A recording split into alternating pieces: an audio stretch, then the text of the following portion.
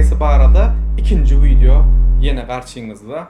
Ilim ve bilimin adresi Alazim Danışmanlıktan Murat Bermanov karşınızda. Mehriban ildeşlerim, qadırdan dostlar doğanlar.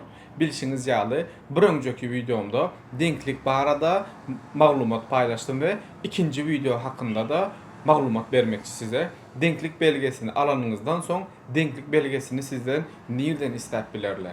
Elbette bunun jogabı gaty ýöneköy. Kimde kim Türkiýe döwletine bilim almana gelen bolsa, her bir üniversiteden registrasiya bolýan yerinde, ýagny International Office, uluslararası ofise barıp denklik belgeňizi elbette özüňiz barıp bermeli bolýaňyz, ýagny tapşyrmaly bolýaňyz.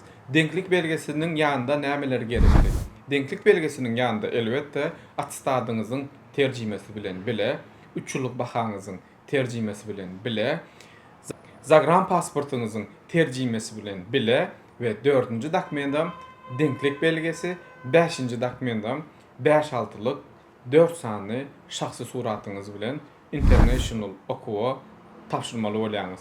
Aslında siz bu resminamалary okuwa girmezden ozal eltip bermeli.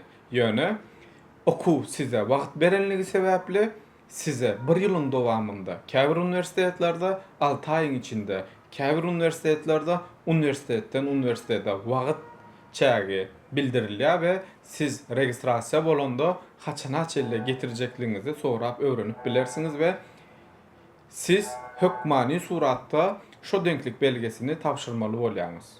Bundan başga da giňişleýän maglumatlardan habardar bolmak isteseňiz bize agza bolun we belenen nomurlar bilen habarlaşyň.